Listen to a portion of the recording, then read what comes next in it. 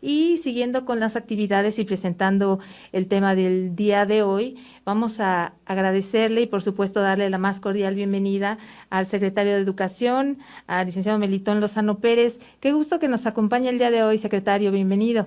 Gaby, muy buenas tardes. Saludo a todas las personas que nos están siguiendo en el programa. Un abrazo cariñoso y contento de venir a dialogar con todos ustedes respecto a las consideraciones claves para el regreso a clases presenciales que, como todos sabemos, está proyectado para el 30 de agosto. Exactamente. Y bueno, pues ahora está sesionando el Consejo Técnico Estatal en su fase intensiva y ahí mencionó estas 13 consideraciones claves, ¿verdad, secretario, Claro, para el regreso? sí, compartirles que vengo de estar sesionando con el Consejo Técnico Estatal, integrado por las directoras y directores de todos los niveles educativos, es decir, educación especial, educación inicial, preescolar, telesecundaria, todos los niveles educativos. Y es muy interesante porque hay un gran entusiasmo, una gran responsabilidad, compromiso. Nos estamos preparando para el regreso a clases presencial. Eso es muy importante decirlo. No regreso a clases porque no podemos regresar porque nunca nos Así fuimos. es. Es el regreso a clases presenciales. Y esto denota un conjunto de desafíos, un conjunto de compromisos, pero si los asumimos y los abordamos de manera, eh, diríamos, solidaria, en equipo, cooperativa, las cosas salen bien. Yo creo que sí y efectivamente es mucha responsabilidad. Secretario, ¿qué le parece si comenzamos? ¿Qué significa esto de que la educación es un derecho y es voluntaria? Mira, em, siempre he afirmado que la educación es un derecho y como tal, un ser humano, por el hecho de haber nacido como ser humano, tiene derecho a seguirse humanizando, volviendo cada vez mejor persona, donde la educación es un factor clave, es un factor esencial. Entonces, si le privamos de ese derecho, le estamos privando de lo fundamental de la vida. Por eso es importante que aún en tiempo de crisis hay que garantizar este derecho. Eso es sumamente relevante porque la educación se tiene que garantizar en todo momento y todavía es más necesario en tiempo de crisis como lo estamos viviendo ahora. Eso quiere decir que la educación es un derecho, pero al mismo tiempo la educación es un derecho y un deber. ¿Sí? Creo que todos los seres humanos debemos de comprender a que la otra cara de la moneda del derecho es el deber. Si yo tengo derecho, diríamos, a alimentarme, pero también tengo el deber de cuidar mi alimentación, por ejemplo, ¿no? Y cuando digo que es voluntaria, porque es así, el presidente de la República lo ha dicho, la educación es un derecho y es voluntaria. Así que los padres de familia podrán decidir si envían o no a sus hijos a la presencialidad. Pero sí yo los invito a que sea mediada por la reflexión, mediada por el análisis de los pros y los contras que tienen, y que si nos organizamos encontraremos la forma de solventar las dificultades, porque en ocasiones cuando es una decisión sin reflexión, la tomamos por inercia, por lo que escuchamos, y de pronto hay voces muy estridentes que solo ven las dificultades, los obstáculos y no las soluciones y las alternativas. Ahora, con el modelo híbrido se garantiza atención.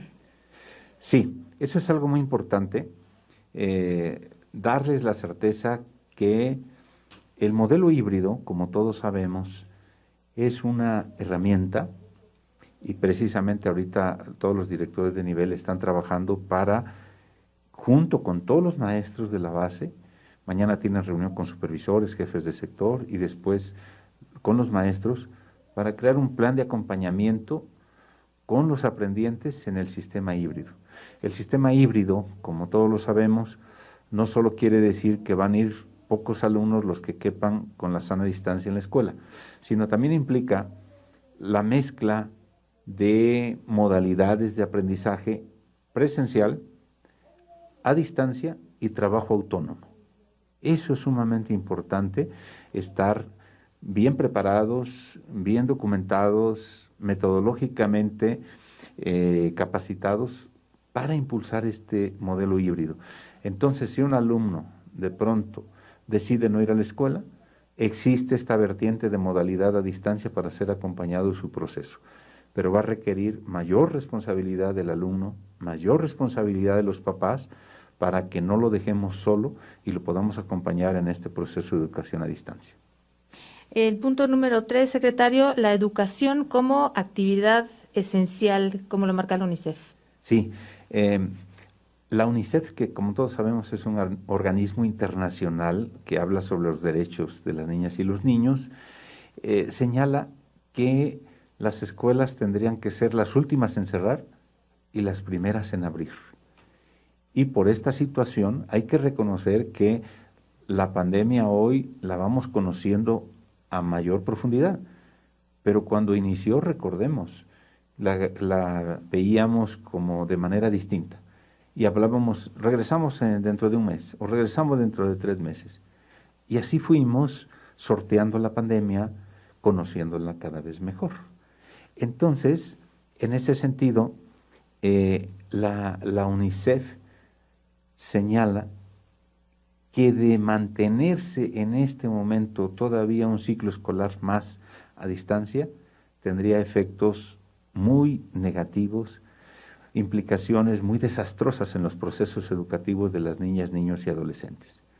Por ello, se recomienda el regreso a la presencialidad, con todos los cuidados, eso sí, pero es indispensable para el proceso formativo de las niñas, niños y adolescentes la presencialidad, porque ella genera esta convivencia tan necesaria en los seres humanos, la interacción, la sociabilización que nos hace ser seres sociales.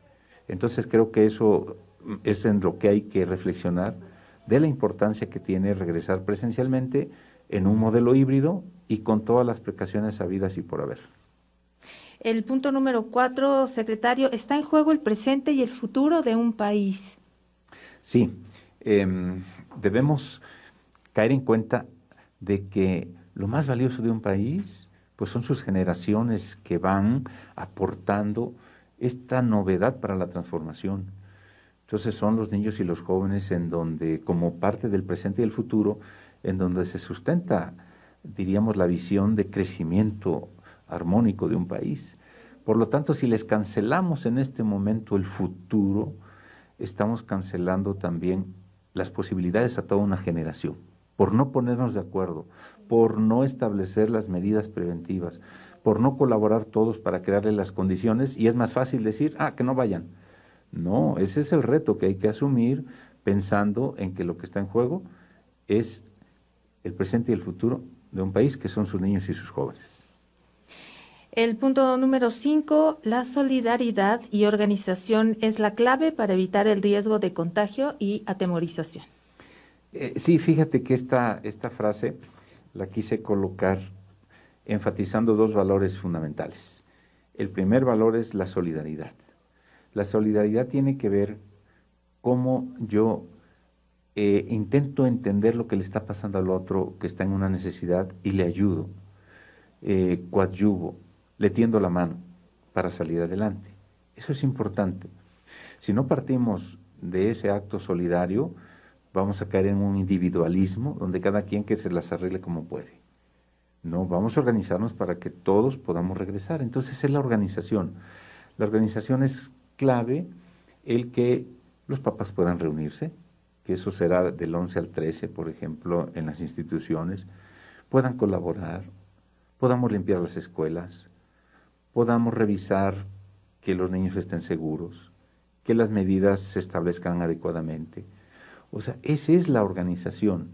Lo que pasa es que a veces, como todo en la vida, queremos el camino fácil, no nos involucramos, y es más fácil hacer una crítica desde fuera, sin involucrarse, y diciendo, no va a ser posible.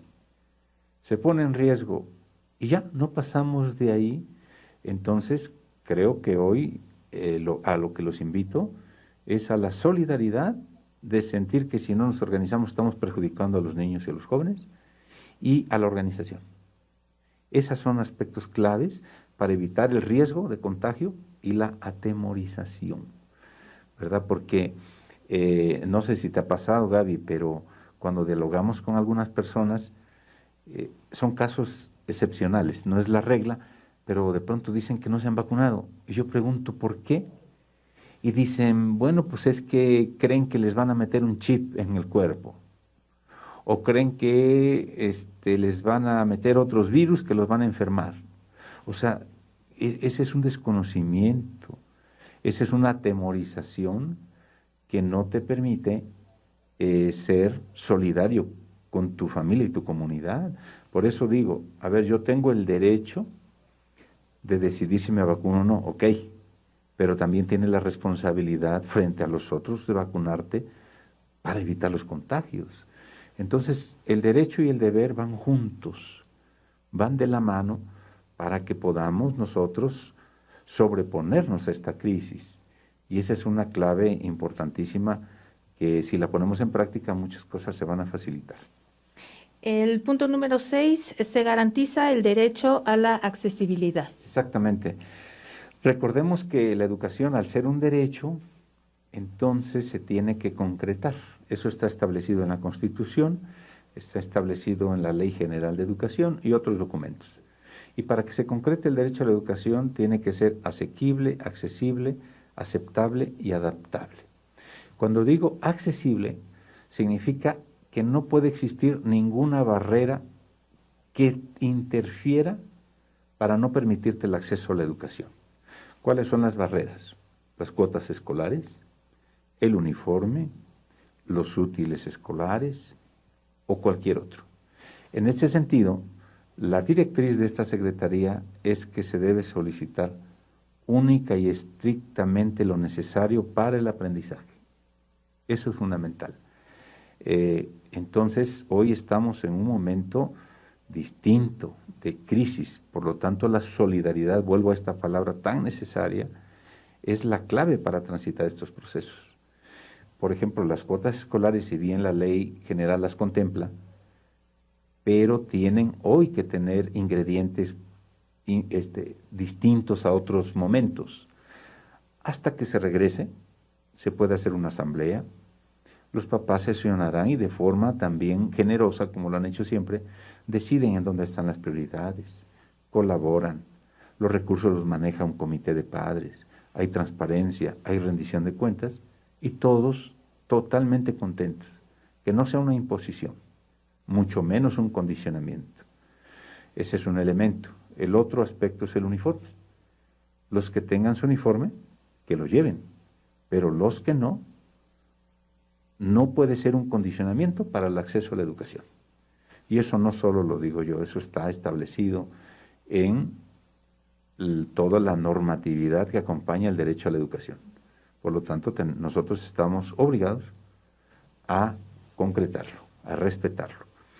Y así, en otro momento pedíamos una lista de útiles escolares muy larga, hoy no, hoy es estrictamente lo necesario. Hoy es estrictamente, hay que reusar cosas, hay que reutilizar cosas. Esas R's tan nombradas hoy se hacen cada vez más necesarias en estos procesos. Entonces, por eso decimos que se garantiza el derecho a la accesibilidad, quitando cualquier barrera que pueda impedir el acceso de las niñas, niños, adolescentes a la presencialidad. El número 7, secretario, háblanos del programa Por una vida sana, Puebla te cuida. El gobernador del estado nos ha instruido al secretario de Salud y a un servidor que estemos en constante comunicación. Sí debo dejar claro que cuando digo que hay que regresar con todas las medidas de prevención, eso es cuidar a nuestros niños, adolescentes y jóvenes. Entonces, en ese sentido, si algún niño tiene alguna comorbilidad, lo tenemos que proteger manteniendo el proceso a distancia. Eso sí debe quedar claro. ¿Cómo identificamos si un niño es vulnerable por tener una enfermedad que lo pone en riesgo? Punto número 1, por la entrevista con sus padres de familia. Los mismos papás conocen y lo saben. Por ejemplo, dicen, bueno, mi hijo es asmático, entonces se mantiene en una modalidad a distancia. Pero con la Secretaría de Salud vamos a impulsar varias estrategias de identificación. Por eso le estamos llamando, por una vida sana, Puebla te cuida. Va a haber un cuestionario diagnóstico de identificación de vulnerabilidades de salud. Se va a aplicar próximamente y de esa forma vamos a poder identificar a los alumnos que en este momento, para protegerlos, no pueden regresar a la presencialidad, con un diálogo consensuado con los padres de familia para que no parezca una discriminación, sino más bien una protección. El punto número 8, secretario, la escuela y la familia se deben convertir en un centro de protección. Exactamente. Yo he estado señalando que el aprendizaje es una herramienta de sobrevivencia. La persona que aprende cosas claves se cuida más, entiende mejor lo que estamos viviendo y entonces ya no se deja llevar por comentarios sin fundamento, ¿no? Como por ejemplo un comentario sin fundamento es que te va a hacer daño la vacuna y en lugar de aliviarte te va a enfermar más. No, eso es falso, ¿no? Entonces, quiere decir que la escuela y la familia se tienen que convertir en un centro de protección. Ha estado demostradísimo que las escuelas no son un centro de contagio, al contrario, son un centro de protección, ¿sí? Por lo tanto, hoy sabemos que se ha roto la barrera entre la familia y la escuela. Si están en la familia tienen que ser un centro de protección y si están en la escuela tienen que ser un centro de protección con base en el aprendizaje. El punto número 9, secretario, se ha demostrado que las escuelas no son fuentes de contagio. Exactamente, es lo que decía. Te mencionaba. Sí, de que, contrario a lo que se piensa, tomándose las medidas necesarias, se encuentran más protegidos ahí, porque esto, digo, se dice comúnmente, encontramos niños en los supermercados, encontramos niños en los cines, encontramos niños en las playas, encontramos niños en los toros. Pero cuando decimos la escuela, entonces decimos no, ¿verdad? Por eso es que se ha demostrado que las escuelas no son necesariamente fuente de contagio, porque ahí sí se cuidan todas las medidas y se van a cuidar todas las acciones de protección. Así es. Será un centro de protección. El punto número 10, secretario, háblenos por favor del diagnóstico integral de los aprendizajes. Muy bien, como todos sabemos, la primera fase, una vez regresando a clases, tiene como propósito elaborar un diagnóstico de los aprendizajes logrados por todos los aprendientes. Porque sabemos que se lograron muchos aprendizajes nuevos, pero probablemente no se lograron algunos establecidos en los programas de estudio, por toda las, diríamos, trastocación de los tiempos y procesos. En este sentido vamos a hacer un diagnóstico integral, pero no solo de matemáticas y lenguaje, como convencionalmente se ha venido llevando a cabo, no, es de todos los aprendizajes, porque si la formación pretende ser integral, el diagnóstico también tiene que ser integral. Entonces, ese es algo que estamos preparando, de que paso número 1, además de atender todo lo socioemocional con los niños, haremos un diagnóstico de cómo vienen, en dónde tienen fortalezas, en dónde debilidades, para después desarrollar un plan de compensación. Entonces es una tarea ardua, es una tarea muy necesaria y valiosa, y que los maestros se están preparando, y todas las fases que vienen están orientadas a eso. Hay un taller intensivo de capacitación para maestros de una semana, luego viene el Consejo Técnico Escolar de otra semana, para prepararse en todos estos aspectos tan necesarios de atender las diversidades que vamos a recibir. Así es. Secretario, el punto número 11 es un llamado a ser aliados. Exactamente. El valor de la corresponsabilidad o responsabilidad compartida es muy necesario. Si le dejamos a una sola parte la responsabilidad, ahí encárgate, es tu problema, nunca vamos a salir como sociedad adelante resolviendo nuestros principales problemas, que además no nos los buscamos, es una crisis mundial. Entonces, la clave va a ser sentirnos aliados. A ver, padre de familia, madre de familia, vamos a aliarnos para sacar adelante a los niños, jóvenes. Autoridades, vamos a aliarnos. ahorita los municipios van a jugar un papel fundamental. Antes, hace aproximadamente 15 días hubo una reunión con regidores, con presidentes municipales, para solicitarles su apoyo a que contribuyan apoyando a las escuelas y podamos tenerlas listas para el día 30 de agosto. Entonces, eso es ser aliados, ser equipo, y esa es una clave importante. Una clave muy, muy, muy importante. Punto número 12, maestros vacunados. Exactamente, mira, todos los maestros, incluyéndome, ya fuimos vacunados, todos. Hago la invitación porque si alguien no se ha vacunado, que acuda. El secretario de Salud lo ha dicho, si alguien no se ha vacunado, por favor, si se le pasó, que acuda para que se le garantice su vacuna. Pero sí es fundamental que todos los maestros que se presenten a clase estén vacunados. Eso sí es un requisito fundamental. Recientemente se ha hablado de que la vacuna CanSino requiere un reforzamiento. Indiscutiblemente que lo vamos a tomar en cuenta, y como secretario soy el primero que estará gestionando ante la Secretaría de Salud de que se haga ese reforzamiento en el momento preciso que las condiciones biológicas así lo requieran. Eso es algo clave. Algo clave. Y bueno, pues el último punto, secretario, es que otros países se mantienen en clases. Exactamente, sí. Esta reflexión ya la he venido haciendo de que al principio la pandemia nos metió en una parálisis a todos. Recordaremos qué fue lo primero, ¿sí? Todos nos fuimos a nuestras casas y decimos, no vamos a salir. Pero ya pasando un mes, 2 meses, 3 meses, ni modo que estuviéramos los 3 meses encerrados. Hasta se convertía en una deficiencia, porque cuando salieras estabas más expuesto de no hacerlo, ¿no?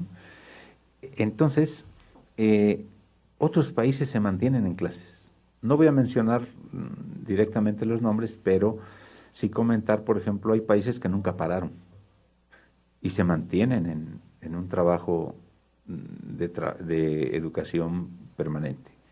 Hay otros que pararon y volvieron a regresar, pero muchísimos países están ya listos para el regreso, de acuerdo a sus calendarios, porque varían, para este ciclo escolar.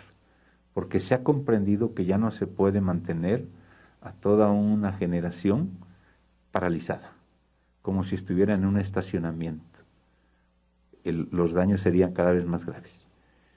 Que el riesgo puede estar latente, sí, eso no lo podemos desconocer, pero también es cierto que si las medidas de prevención se aplican con sentido estricto de responsabilidad, no hay riesgo. No hay riesgo. Mucha gente no hemos parado, ¿no? Hay mucha gente de áreas claves, esenciales, que para servir a la comunidad no ha parado. ¿Sí? Los cuerpos de seguridad, los médicos, las enfermeras, y muchos no se han contagiado, ¿verdad? Entonces, eso quiere decir que si tomamos las medidas necesarias, siempre podemos enfrentar el riesgo. Así lo observamos en otros países, o sea que no seríamos el único que regresa a la presencialidad, y también hay otros de referencia que ya han logrado sortear la presencialidad cuidando cada una de las medidas necesarias. Así es, secretario. Y justamente como mencionaba de estos diagnósticos que les harán a los pequeños cuando regresen a clases, también, además de la cuestión académica, también la cuestión emocional. Usted ha hecho hincapié en esta situación. Sí, la parte emocional es lo primero que se va a atender porque, pues más antes que razón, los seres humanos somos emoción, sentimientos, y es lo primero que se va a atender una vez regresando a clases presenciales. Eso es lo más importante, secretario. En realidad, estas consideraciones claves para el regreso, como usted bien menciona, si se llevan a cabo al pie de la letra, no hay por qué haber alguna circunstancia, pues, adversa, alguna circunstancia, siempre y cuando se tomen en cuenta todas estas acciones. Exacto, y solo se lograrán haciendo equipo, solo se lograrán haciendo una alianza de compartir la responsabilidad. Eso es lo más importante, las alianzas, las responsabilidades, estos retos y sobre todo reforzamiento del pacto comunitario que todas las veces mencionamos, estas acciones que pueden cambiarnos la vida de la familia y de la escuela. Exactamente, lo que tú inicias en este programa diciendo es clave, no lo podemos obviar. La principal manera de protegerse es guardando la sana distancia. Y otra medida es usar el cubrebocas. Pero si usáramos el cubrebocas y no guardamos la sana distancia, nos pondríamos más en riesgo. Por eso lo más importante es que sepan que en las escuelas no van a regresar todos al mismo tiempo. Hay esquemas donde la mitad del grupo va a regresar lunes y miércoles, los otros martes y jueves. Hay otros esquemas, dependiendo de las realidades y contextos de cada subsistema, van a ir la mitad del grupo una semana, la mitad del otro, siempre buscando que se respete la sana distancia. Así es, vamos a respetar estas acciones claves. Le agradecemos muchísimo, secretario, que haya estado con nosotros acompañándonos en este programa y nos vemos el próximo lunes. Claro que sí, el agradecido soy yo, Gaby, y buenas tardes a todas y a todos. Muchísimas gracias. Antes de irnos, agradezco la compañía de mi compañero Alejandro Filiberto y Autensi Cruz, intérprete en lenguas de señas mexicana. Que tenga muy buen día. Esto fue de la A a la Z, Puebla en Casa. Gracias. Bien, hasta aquí vamos a dejar este video. No olvides suscribirte a mi canal y compartir este video para que llegue a más compañeros y se beneficien de la información que estamos compartiendo. Gracias.